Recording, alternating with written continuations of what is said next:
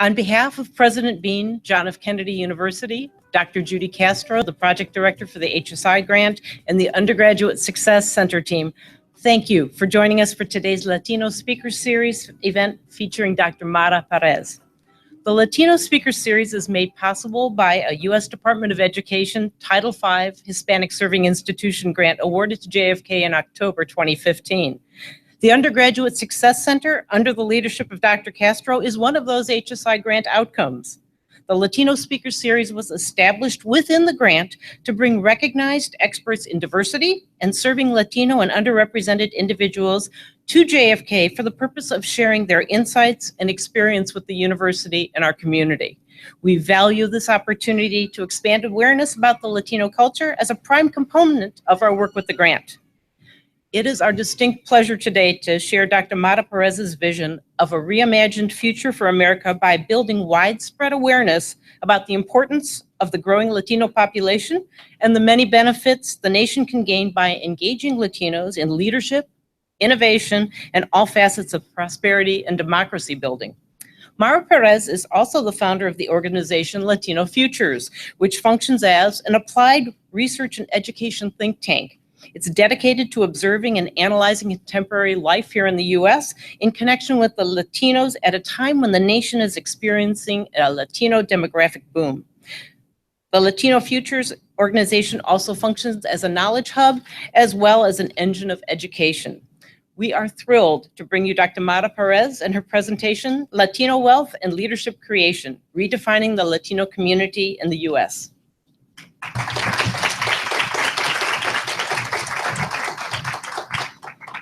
Thank you very much. It really is a pleasure to be here today at John F. Kennedy University. I had the honor of meeting Dr. Judy Castro several years ago. We have been talking and brainstorming since then, and I thank you very much for the invitation to speak today with all of you and have a conversation.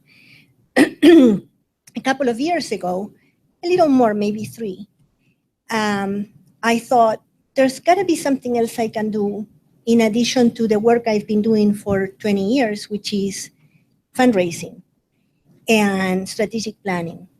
And so I thought about it for a long time and decided that what I could do, given my expertise, my interest, was to establish, launch a think tank type of initiative that would look at the dynamics that we are experiencing right now in this country, in particular in relation to the Latino population, and do research, write articles, attend meetings, and think about what is happening in our country and what does that mean for all of us. Let's see. How do I change the slide?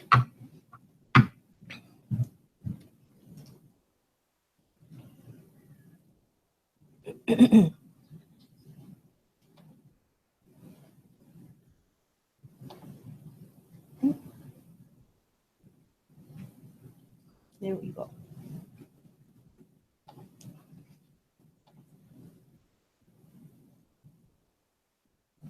Perfect. Okay. So I'm going to talk about building Latino wealth. And what I think we're going through is a demographic and economic inflection point in the United States. It's a crossroads kind of time.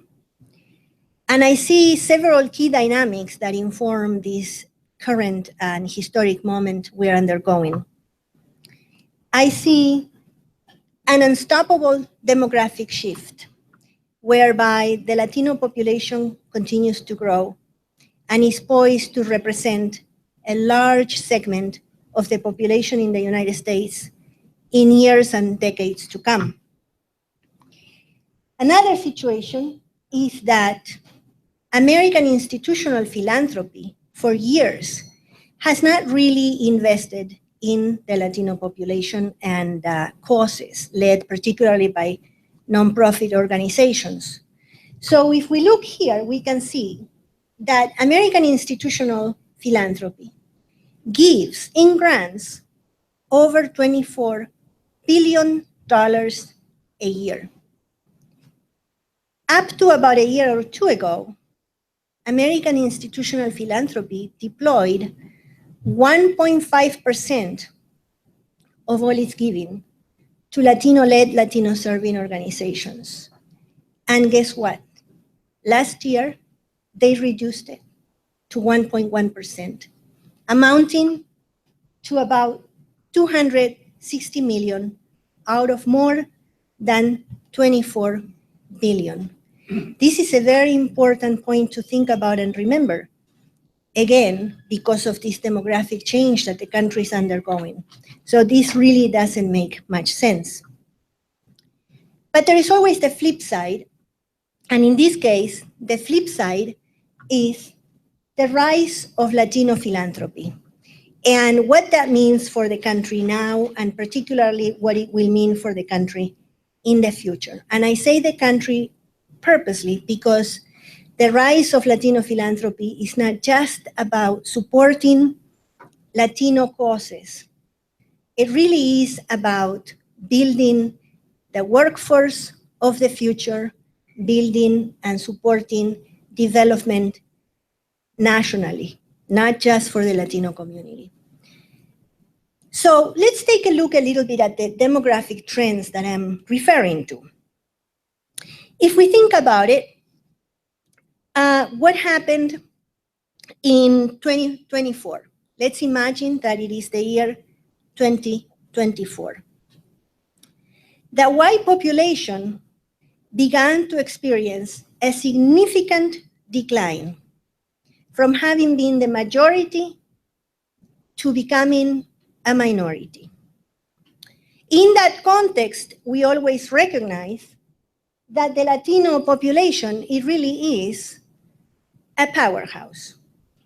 $1.5 trillion today in 2017 in consumer spending capacity, purchasing power. $25 billion a year in remittances that Latinos send from the United States to their countries of origin. And this number is just for Mexico. Latinos send money to many other countries. So that also demonstrates the major philanthropic spirit of the Latino community. So going back to what happens in 2024, the Anglo-white population begins a sustained decline. It's not coming back up, the projections tell us. In 2043, the US becomes a majority-minority nation. There won't be a minority group in the US. It'll be a majority-minority nation. That's something to think about. What happens in 2060? In 2060, 30% of the entire population in the United States is going to be Latino. This is unstoppable. The train left the station. That's where we are. That's where we're headed. So yes, it's a large number. It presents great opportunities, but we have to act now in order to create the future of 2060 in a way that the country doesn't have a population that is under-resourced. At the same time that the country is going to be experiencing, according to projections, major gaps in the labor sector. Because the only way that we can continue to function here is going to be through the birth rates produced by Latinos. That's another fact, and like it or not, we can't change it. So how do we develop that labor force of the future? There isn't that much time. We have to do it now. By 2020, which is just 3 years from now, Latinos will account for 40% of job growth in the United States. So this is also something that the Latino community here in this country is contributing in terms of building the capacity, the economic growth, the future of the country, and creating jobs.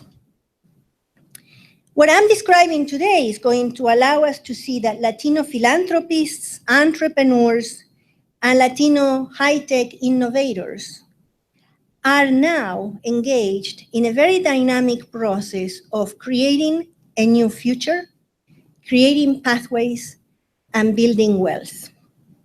But first, let's look at some of the concerning statistics because that's reality. And there are indeed quite a number of concerning statistics that impact the Latino population directly, but as a result, can impact negatively the entire country. Pew Research Center tells us that despite recent increases in enrollment in colleges and universities by Latinos, their graduation rates remain dismal. Most recently, 15% of Latinos ages 25 and older had graduated from college, compared to 51% of Asians, 35% of whites, and 21% of Blacks. When we think about these numbers and we know what the projections in terms of population growth are, we really have to be concerned about this. This being a university, you may very well be aware of these statistics, and I'm sure you're doing a lot of things, particularly with this new center, to turn the tide. In fact, for people that attend the university, a college, and graduate, versus those that went to high school and didn't pursue any further education, there is nearly a $1 million differential in earning over the course of their lifetime.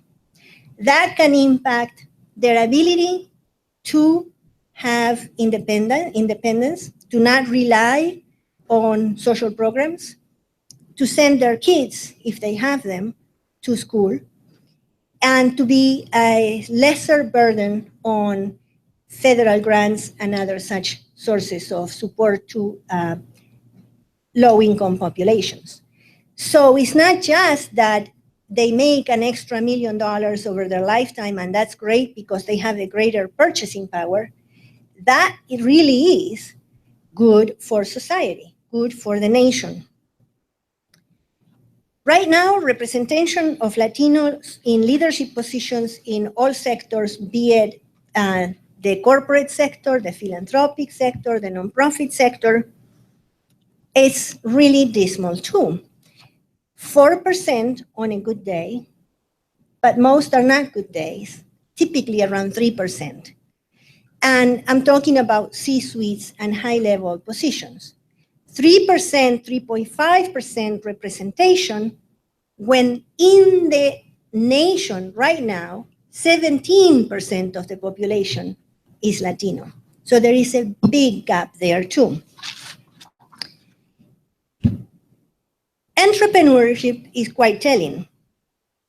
In 2002, 14 years ago, there were 1.5 million Latino-owned businesses functioning. In 2007, there were 2.3 million. In the intervening next 7 years, Latinos added 1.3 more million businesses to the US economy.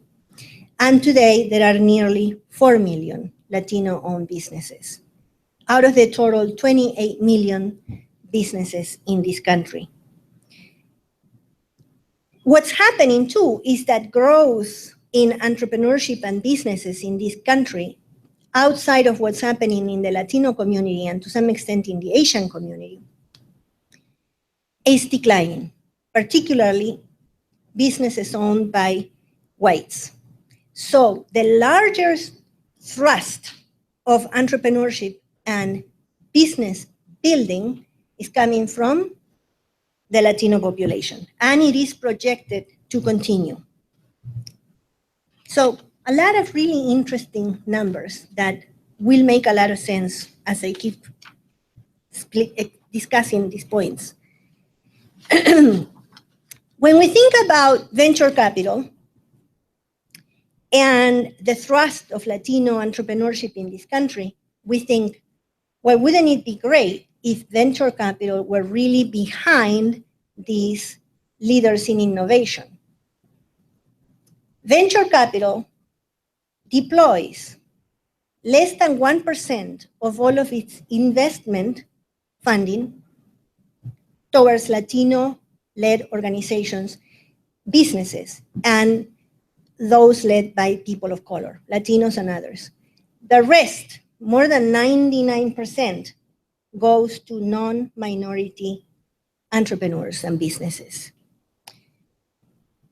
And American foundations, as I mentioned, dismal investment, 1.1%, down from 1.5%. So these are major institutional sectors that, one, consist of people that are very intelligent, very capable, that are making big decisions. And yet, it seems as though they are not seeing the picture, they are not recognizing the picture, they are not taking advantage of the opportunities that these changes offer to them.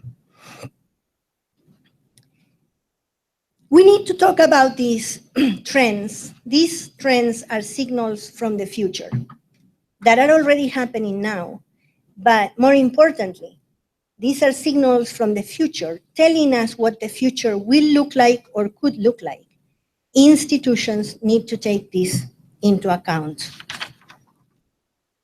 But at the same time, in this country, we are seeing a very different dynamic that comes from the Latino community. And it really is a very interesting dynamic. It has to do with what I called the Latino prosperity movement. And I think Latinos are an asset, a national prosperity asset.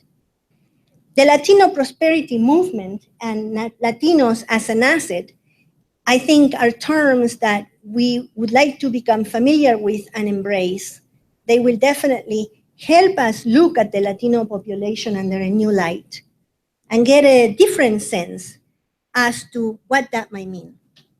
Right now, there is a core of Latino philanthropists, leaders, and social entrepreneurs that are dynamically engaged in creating new opportunities and in building wealth. This isn't to mean that they are doing it for the exclusive benefit of the Latino community, because they are engaged in activities that range from those that do focus on the Latino community to those that may have to do with international trade, globalization, or any other type of endeavor. So it's not just focused on the Latino community, but it comes from the Latino community. I see three levers that are tipping the scale. And I think it's illustrated in some ways by what we're seeing here in the Bay Area. But by no means is it limited to the Bay Area. There is tremendous amount of potential and activity among Latinos to build philanthropy, given that institutional philanthropy has neglected to invest in Latino causes.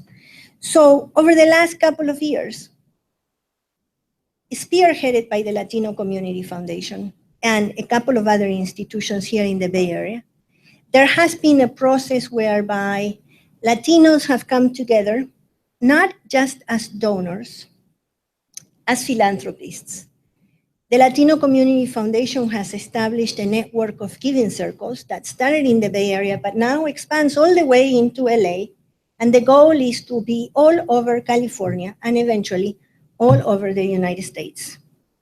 Right now in the Bay Area, there are about 300 plus Latino philanthropists connected to the Giving Circles. And Dr. Castro and I were at the Giving Circle Network retreat last Saturday, witnessing and being part of this true new dynamic that is building wealth. So that is something that we need to think about, because while this is the beginning, this is only the beginning. There is a tremendous amount of dynamism and commitment among Latinos participating in these philanthropic endeavors. These are high-level professionals. Many are professionals of means, dedicated and committed to deploying their own money towards philanthropic activities to support nonprofit organizations that would otherwise be completely neglected by institutional philanthropy. And the idea, I think, goes beyond giving circles, in my opinion. If we look at the panorama in the United States, the philanthropic landscape, we have the Carnegie Endowment, the Ford Foundation, and I think, why couldn't we have the National Latino Endowment, comprised of funding raised by individuals across the nation? I think we can do that. I really do. And I think it's going to happen, and we'll see it. Other institutions that are doing very, very good work along this realm of philanthropy, for example, is Hispanics in Philanthropy, which has been around for a long time. And a couple of years ago, you'll hear me say that a lot, a couple of years ago, because the truth is, and I've been tracking this, a lot of these efforts started literally 2-3 years ago, including my Latino Futures Initiative, because I was seeing all these things happening and I thought, I gotta study this.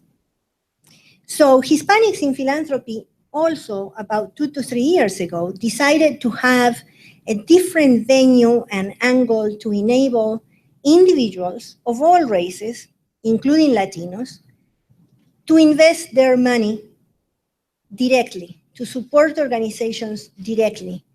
They created a great online service called Hip Give. They vet nonprofits that are then featured on their site. And you, anybody, can pick any of those, if you're so moved, to invest your money into supporting that particular cause. In fact, they not only focus on organizations in the US, but throughout Latin America as well. Entrepreneurship is the other lever, and there is a lot going on in terms of building capacity of entrepreneurs in the United States. Close to us, for example, we have a new center that evolved at Stanford University as a partner of Stanford University, when? About 2 years ago. And it's called LBAN, the Latino Business Action Network. And Jerry Porras, who is a renowned economist, is the founder. Latino Business Action Network is dedicated to building the capacity of established Latino businesses, not only to give them tools to be better businesses, but also to do something that's unprecedented, to establish direct links between these Latino-owned businesses and venture capitalists and angel investors. The veil continues to be removed from what kept many of us away from access to resources. So the Latino Business Action Network is a fantastic venue, an initiative to enable Latino-owned businesses to grow, but to have access to funding. Studies show that even though there are very large numbers of Latino businesses in the country, many are small, while they could be bigger. Part of it is needing additional information as to how to grow businesses. Part of it is cultural trends that may influence them to maintain these businesses in a more familiar sense. And part of it is lack of access to resources and know-how. So initiatives like LBAN are doing just that, are saying, no, there is opportunity. And Latino businesses are in every sector. They've done a very insightful and deep survey of Latino-owned businesses that shatters what's been the perception of what Latino businesses are. They are not just taquerias. They are in every sector that you can imagine, from high tech to international commerce to healthcare, service, engineering, intelligence, cyber, you name it, they're there. So ELBAN is another example of some of these new dynamics that are propelling the success of the Latino community and wealth building, which to me is an opportunity to think about wealth building in relation to wealth deployment.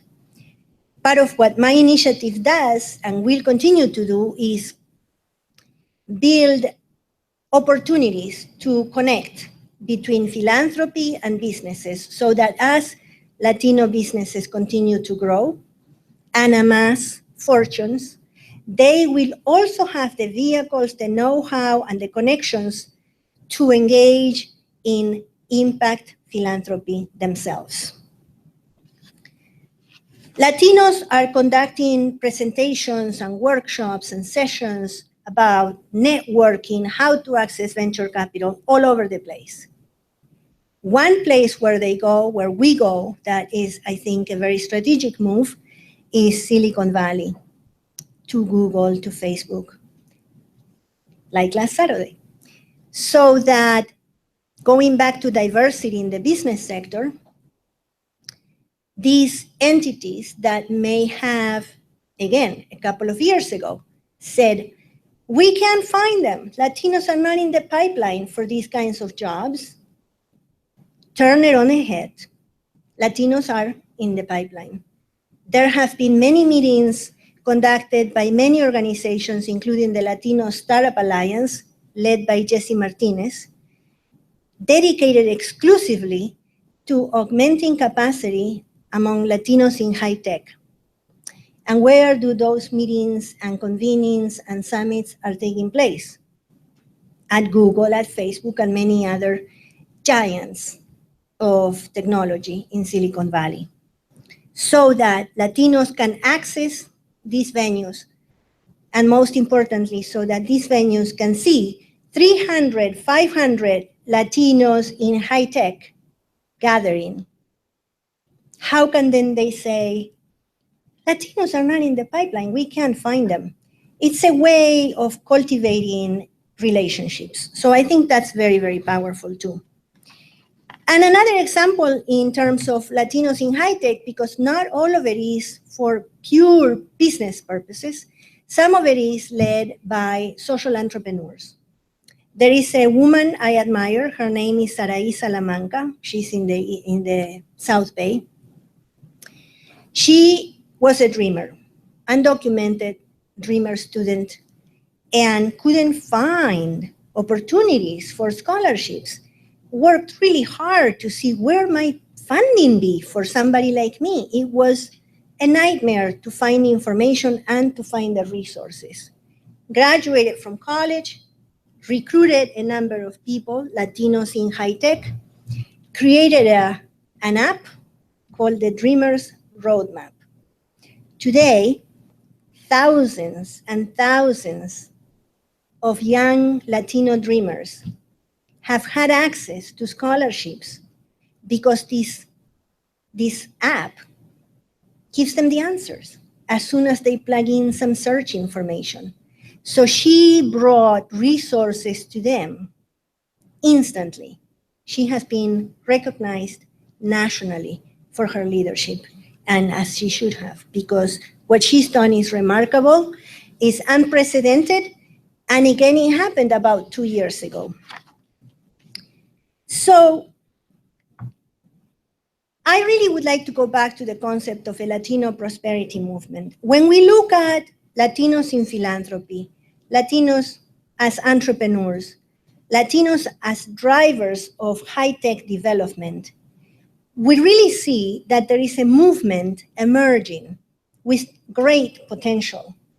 Latino professionals are driving it, they're looking forward, but through their philanthropic commitments, we're looking back so that those Latinos that have not yet been able to access these kinds of resources, that may be living in poverty, that may be living in food deserts, can receive the funding that we as a community are building, can be the beneficiaries of the wealth that we are creating and strategically deploying.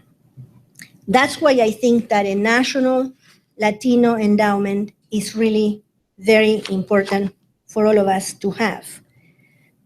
So I think that these crossroads that we're in, this critical juncture that the country is experiencing, is something that should give all of us pause, and is something that should make all of us feel the urgency to act, the urgency to connect the dots, the urgency to take on whatever role we feel fits our interests and our abilities to continue to build this momentum.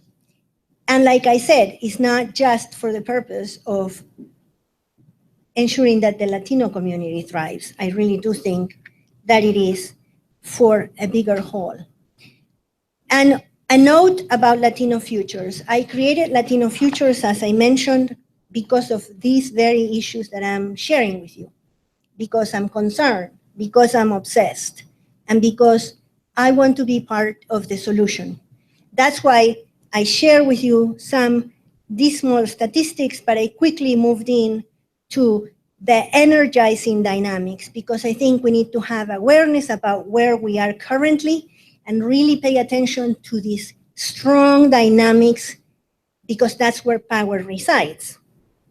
Latino Futures is going to hold its inaugural forum on March 21st, and I'm going to be delighted to have Dr. Judy Castro be one of the participants. The name of the forum is The Future of Latino Philanthropy, of course.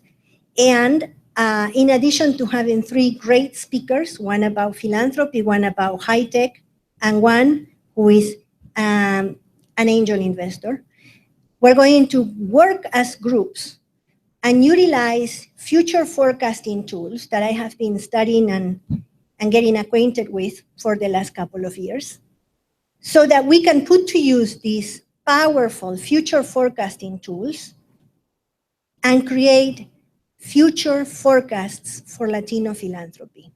At this forum, we're going to have three possible outcomes, each with the intention of creating a very strong, positive future to advance Latino philanthropy. And we will create these forecasts for 2027.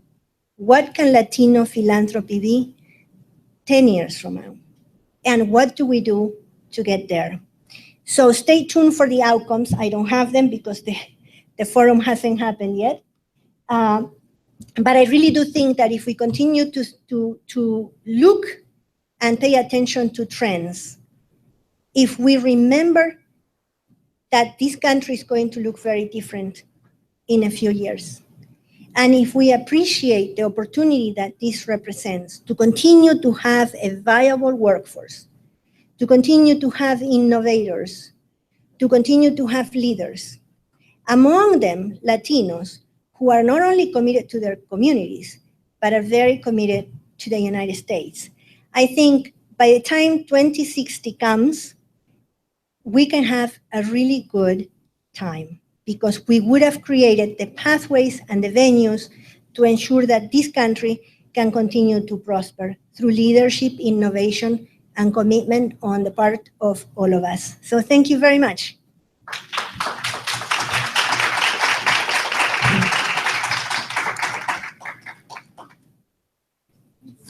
We have a wonderful opportunity to ask Dr. Perez questions. So, do you have any questions? Yes, Nicole. It's very much a pleasure to have you today. My area of focus for university is entrepreneurship. I work specifically with the Institute of Entrepreneurship upstairs. A little louder? Sorry, I might have a button. Or maybe there is a mic. Get your mic. Mhm. That'd be helpful.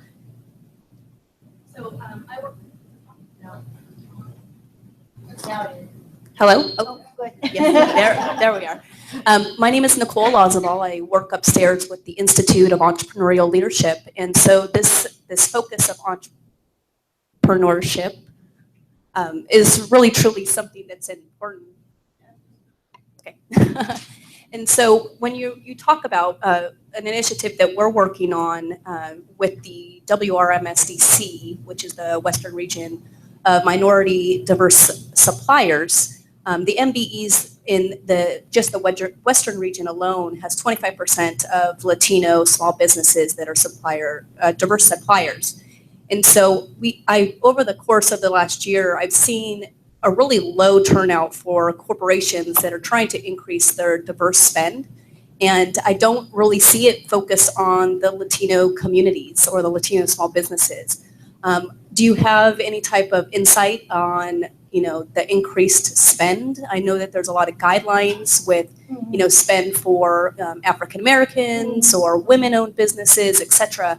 Do you have any type of insight on what I can do to kind of help create that urgency to act, like you had mentioned, for that Latino small business owner that's trying to create capacity to serve these large corporations? Sure, thank you for that. And I would say for the companies, a strong awareness building campaign would be important to put forth, sharing some of these same demographics and numbers. They probably know them, but institutional culture changes slowly. So I think we need very aggressive initiatives through which corporations can begin to or continue to hear why this matters. And who delivers this information, I think, is something that we also need to think about. Who would be the most appropriate people? Maybe it's me, maybe it's you, maybe it's another titan of these corporations that has already done it and has already seen the results. In terms of Latinos pursuing these opportunities, as I said earlier, in some cases, there's still a need to have greater understanding, awareness, and access to resources to pursue resources. So before we even pursue resources, do we understand how to? So again, I think the more we can do to work with businesses, to provide them with the various tools to understand how to. This is a lengthy process to get these kind of contracts. So just like Elban in Stanford is doing this work with Latino entrepreneurs, there are other programs that can help facilitate that. SCORE in the city is a program that works with small business owners, but to my knowledge, they don't have a program dedicated to enabling Latinos in particular, or minorities, to access these kinds of resources. How to fill out the applications, where are the applications, what documentation do they need? So perhaps advocacy with these types of organizations is also necessary. So in addition to the repertoire of tools that they deliver and offer to business owners to increase their capacity, maybe there is a need to say, given where the country is going, we need to expand our menu of programs and services and create some new ones. So those might be some ideas. Another question? Oh. I'm happy to hear about your 3 pillars, which also includes philanthropy. And as you might know, John F. Kennedy University has established an institute called the Stanford Institute of Philanthropy, whose mission is to support nonprofit organizations of all types, small, large, ethnically diverse, to help them become more effective in the work they do. So I just wanted to share that information with you. And in fact, we have a seminar coming up in a few weeks that looks at trends in philanthropy, but also looking at donor-advised funds as one of the growing phenomena in philanthropy. My question is, as you look at philanthropy, there's traditional philanthropy, which is about grant making, but new and evolving philanthropy, which is about impact investing. So where do you see sort of Latino philanthropy leaning towards? Is it more towards traditional philanthropy along the lines of grant making, or is it about impact investing? Because if it's impact investing, the other two pillars that you've included, which is entrepreneurship and technology, fit in nicely under that sort of umbrella or under that strategy. So what is your critique of current philanthropy, and how will it change, or what will it be like in the Latino context? Thank you. That's a very good question. And the reason why I talk about these three pillars is because I see them as something that works in synchrony. Not like philanthropy here and technology here and entrepreneurship here, but all of it combined. This new movement among Latinos in terms of philanthropy is avant-garde, if you will. We're looking at the future. We're not looking at the past except to understand the past and what lessons we may take from it. Established philanthropy is still a good force of social change, but in my experience, we are looking for something different. We're looking for something that can have a focus, a specific set of practices, collective action, if you will, collective impact, if you will, so that there is a number of individuals and institutions and entrepreneurs and people in high tech looking for solutions. Looking no further, the forum that we're going to have on March 21st, Latino Futures Forum, is about that. It's about how do we integrate the power of Latino philanthropy with the power of Latino entrepreneurship, with the power of Latinos in high tech, and build a different future for Latino philanthropy. That's exactly what we're going to do on March 21st. That's why I'm bringing a venture capitalist, a Latino in high tech, and a Latino philanthropist to talk, so that the three sectors can communicate, cross-reference, and then we look at a number of signals from the future that we can already see today in high tech, in entrepreneurship, in philanthropy, in social change, the political context, and say, when we look at all this, what will be the future of Latino philanthropy, and what will Latino philanthropy look like in 2027? I am not going to design the futures. The participants will. My hope is that they'll take this approach, this innovative approach to philanthropy. And because I know the people that are coming, I'm pretty sure that the perspectives and the future forecasts will not be reflecting the traditional institutional philanthropy with which we're so familiar, that has been going on for 100 years or more. So excellent point, and thank you so much. Another question. You gave a lot of statistics, and maybe I missed it. You gave a lot of statistics, and maybe I missed it, but what percentage of Latino philanthropists give to causes that directly impact the majority of Latino clients, I guess, as you will? And do you think that's important, that they give directly to other Latino causes? There are currently studies underway to get a better understanding about Latino philanthropy as a whole nationwide. So we don't have those numbers yet. I was actually speaking with the Vice President of Latino Philanthropy of the Latino Community Foundation on the phone yesterday, and we were saying we need to figure this out.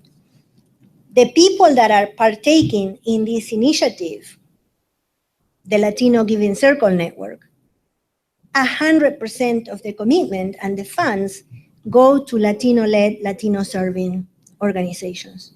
And the intention of continuing to build this network is to do exactly that. That's the mission of the Giving Circle Network.